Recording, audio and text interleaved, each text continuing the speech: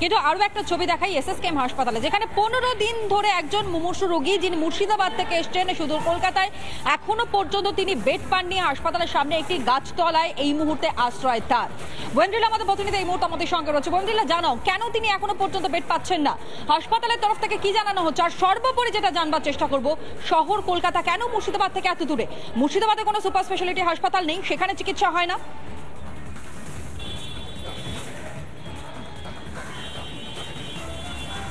তনয়, আমরা তো একাধিক অভিযোগ শুনছিলাম, একের পর এক অভিযোগ আসছে এসএসকেএম হাসপাতাল নিয়ে, কিন্তু এই ছবি দেখার পর সত্যি চোখ এই মুহূর্তে কপালে ওঠার মতো। তার কারণ সুপার স্পেশালিটি হাসপাতাল বলা হচ্ছে, কিন্তু হাসপাতালের ভিতরে কি পরিষেবা দেওয়া হচ্ছে এই নিয়ে সত্যি সন্দেহ রয়েছে। তনয়, এই মুহূর্তে তুমি দেখো পেশেন্টকে গাছের তলায় এভাবে খোলা একেবারে আকাশের নিচে একটি স্ট্রেচারের মধ্যে শুয়ে রয়েছে। তার বাড়ির লোকরা একেবারে হয়রান হয়ে যাচ্ছে তাকে বিভিন্ন জায়গায় নিয়ে গিয়ে, তার কারণ তার পায়ে ঘা রয়েছে, তার কোমরে যন্ত্রণা রয়েছে। তাকে এই হাসপাতালের আউটডোরের চিকিৎসকরা জানিয়ে দেন যে তাকে ভর্তি করা হবে সার্জারি ডিপার্টমেন্টে, কিন্তু সেই জায়গা থেকেও সার্জারি ডিপার্টমেন্ট কিন্তু ভর্তি নেয়নি। তার পরিবার রয়েছে, আমি জানার চেষ্টা করি। কি বলছেন?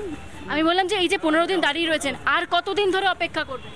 আর কতদিন? আমি তো চাইছি যে আপনার ঠিক আজকে আমি নিয়ে যাব তাই ভেবেছিলাম, তো আজকে থেকে আবার সেই 2 দিন 3 দিন কবে ঘুরতে, কতদিন ঘুরতে? সার্জারি ডিপার্টমেন্ট কি জানাচ্ছে আপনাদেরকে? সার্জারি ডিপার্টমেন্ট কালকে মানে ওই তো বললাম মেডিসিনের ইসে ভর্তি নিয়েছিল, ছুটি দিয়েছে আমাকে, ওখান থেকে লিখে দিয়েছে যে তুমি সার্জারিতে দেখাও গা।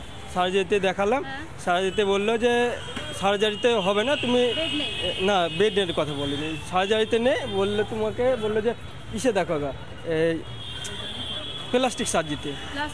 আমি একটু পেশেন্টের সাথে কথা বলি। উনি 65 বছরের এক বৃদ্ধ, উনি শুয়ে রয়েছেন। মেশমশাই, শরীরের যন্ত্রণা কি এখন কমেছে নাকি একই রয়েছে? না, কমেনি। কমেনি, কিছু হালকা কমেছে। মুর্শিদাবাদ থেকে কেন এত বড় হাসপাতালে এলেন? পরিষেবা পাচ্ছেন? ওই ভালো হওয়ার জন্য এলাম, যে শুনলাম যে কলকাতায় ভালো ডাক্তার আছে, ভালো সার্জন আছে। ভালো হতে পেরেছেন?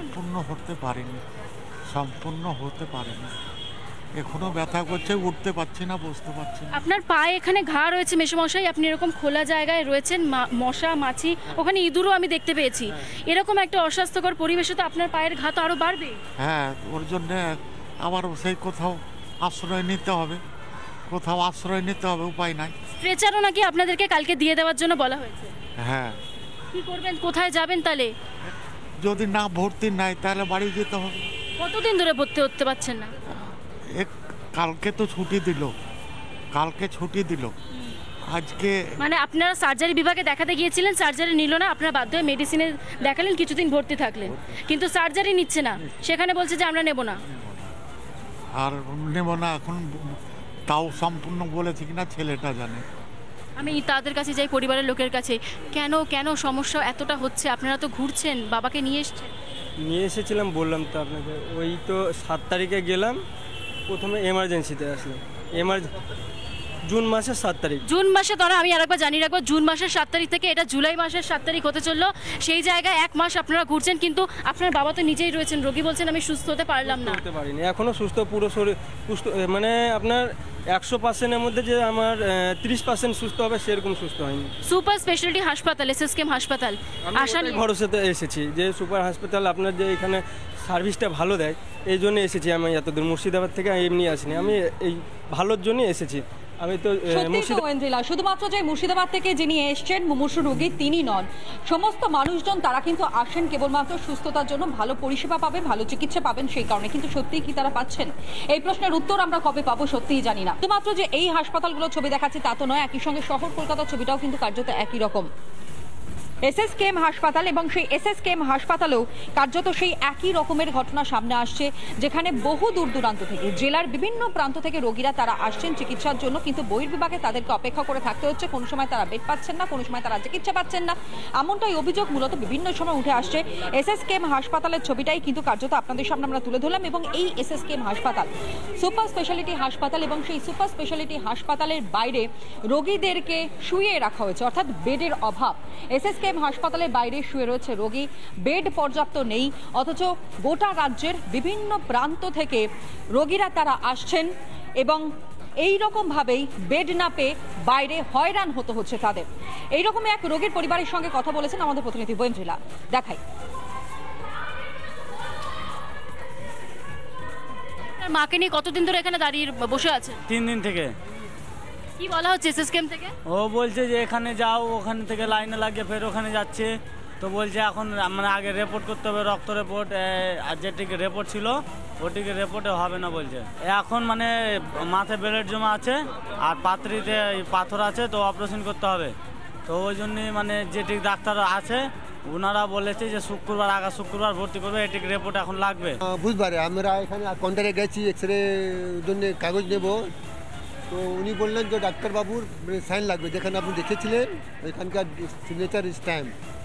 আমরা ওখানে আবার গেছি, তো ওখানে ডাক্তারবাবু বড় বললেন 12টা আসবে, আসেননি। হ্যাঁ, এক্সরে হচ্ছে না, এবার অপেক্ষা করছি, দেখি আজকে শনিবার হবে কি হবে না, এটাই সমস্যা।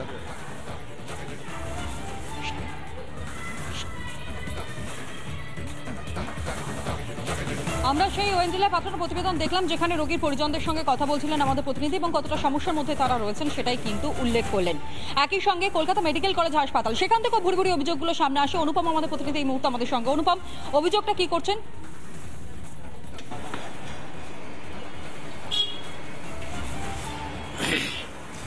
দেখো, সকাল 9:30টায় আমরা যখন এই মেডিকেল কলেজ হাসপাতালে এসেছিলাম তখন আমাদের সামনে এই অ্যাম্বুলেন্সটা পড়েছিল এবং এই অ্যাম্বুলেন্সের মধ্যে একটা রুগী ছিল। এখন ঘড়ির কাঁটা 11:30 ছুঁই প্রায় 2 ঘন্টা হয়ে গেল। এই যে অ্যাম্বুলেন্সটা দেখছো, এই অ্যাম্বুলেন্সের মধ্যে রুগী পড়ে রয়েছে। অ্যাম্বুলেন্সটা কোথা থেকে এসছে একটু রজনীকান্ত বেরাকে বলবো দেখানোর জন্য। এই অ্যাম্বুলেন্সের মধ্যে রুগী রয়েছেন অনেকক্ষণ ধরে এবং তুমি দেখতে পাচ্ছ বেড়াই গ্রামসভা পশ্চিম মেদিনীপুর থেকে এখান থেকে এসছেন এবং রুগীকে দেখাবো। একটু রজনীকে বলবো সামনে যাওয়ার জন্য। এনার সাথে আমরা সকাল 9:30টায় কথা বলেছিলাম, তখন থেকে তিনি এভাবেই গরমের মধ্যে পড়ে রয়েছে। আরো একবার একটু কথা বলবো। বলছি, এর আগে 9:30টায় কথা বলেছি, এখন 11:30 বাজে, প্রায় 2 ঘন্টা হতে চললো আপনি এভাবে পড়ে রয়েছেন। কি অবস্থা এখন? গরম লাগছে, শরীর ভালো লাগছে না একদম। কি বলছে ডাক্তার, কি বলছে, ভর্তি নেবে? এখনো ভেতর থেকে বেরোয়নি। কোনো খবর পাননি? না। আর কতক্ষণ পড়ে থাকতে হবে কিছু জানেন? জানি না। যারা এসছে, আপনি কোথা থেকে এসছেন? পশ্চিম মেদিনীপুর। কি সমস্যা কি আপনার? আমার সমস্যা, ওই টিউমার একটা অপারেশন হয়েছিল, তারপরে ওটা গায়ে আবার বেরিয়েছে। আচ্ছা, টিউমার। আপনি এনআরএস এ ভর্তি ছিলেন? হ্যাঁ। ওখান থেকে রেফার করেছে? হ্যাঁ। কোথায় রেফার করেছে? মেডিকেলে। মেডিকেল কি বলছে? মেডিকেল ওই সিটি স্ক্যানটা হয়েছিল না, হ্যাঁ, তাই জন্য বললো যে সিটি স্ক্যান হয়ে গেলে এসো। একদমই তাই। তুমি দেখতে পাচ্ছ রোগী প্রায় 2 ঘন্টার কাছাকাছি এভাবে হাত পাকায় হাওয়া খাচ্ছেন এবং এই গরমের মধ্যে এই অ্যাম্বুলেন্সটা এখানে রয়েছে। আমি চালকের সাথে কথা বলবো। আরেকবার একটু বাড়ির লোকের কাছে যাবো। ওনাকেও আমি 9:30 থেকে দেখছি উনি বসে আছেন। সকালে এসেছিলাম, আপনার সাথে কথা হচ্ছিল। কি বললো, ভর্তি নেবে? হ্যাঁ, বলেনি তো এখনো। কিছু বলেনি? কোনো খবর পাচ্ছেন না? না। গরম লাগছে তো? হ্যাঁ, গরম লাগছে। কোথা থেকে এসছেন? মেদিনীপুর থেকে। একদমই, তুমি দেখতে পাচ্ছ রোগী এবং রোগীর আত্মীয় তারা এখানে রয়েছে। যিনি ওনাদেরকে নিয়ে এসছেন কথা বলবো। কখন বেরিয়েছেন? বাড়ি থেকে বেরিয়েছি আমরা 5টা, সকাল 5টা, ভোর 5টা। এখানে পৌঁছেছেন? এখানে পৌঁছি 9টা বাজতে 10 মিনিট 15 মিনিট বাকি ছিল। আচ্ছা, 9:30টায় আমরা কথা বলেছি ওনার সাথে। কি বলছে, ভর্তি হবে? ভর্তি মানে ওনার ছেলে আর জামাই গেছে টিকিট করতে, টিকিট করে বললো টিকিট হয়ে গেছে, ডাক্তারবাবু আসেনি এখন লাইনে দাঁড়িয়ে আছি। ভর্তি না হলে কি ফিরিয়ে নিয়ে যাবেন? ডাক্তারবাবু দেখে বলবেন, যদি ভর্তি করার হয় বলবেন। ট্রান্সফার কেস তো, এনআরএস থেকে ট্রান্সফার হয়েছে। একদমই তাই। তুমি দেখো সেই ছবিটা, রজনীকে বল ভেতর দিয়ে একটু দেখানোর জন্য। প্রায় 2 ঘন্টারও বেশি সময় ধরে আমরা সকাল 9:30টায় এসেছিলাম, যখন এই গাড়ি দাঁড়িয়েছিল আমরা জিজ্ঞেস করেছিলাম যে আপনি কোথা থেকে এসেছেন। আরেকবার একটু কথা বলবো। এই যে এনআরএস থেকে কি বলেছিল আপনাকে এখানে ভর্তির জন্য? এনআরএস থেকে কি বলেছিল ভর্তির জন্য? এনআরএস থেকে বলেছিল আপনারা ওইখানে যান, আমাদের এখানে অনকোলজি নেই। অনকোলজি নেই? না। এখানে আছে তো? হ্যাঁ। আচ্ছা, তারপর? অনকোলজি ডিপার্টমেন্টে দেখাবেন। আজকে তো শনিবার। হ্যাঁ, আজকে তো ডিপার্টমেন্টে অনেকেই না, উনারা বলেছিলেন বুধবার আর শনিবার দেখেন। এ তো আপনি তো আরো অসুস্থ হয়ে যাবেন। 2 ঘন্টা অ্যাম্বুলেন্সে এই গরমের মধ্যে রয়েছেন। কি করবেন, কি ভাবছেন?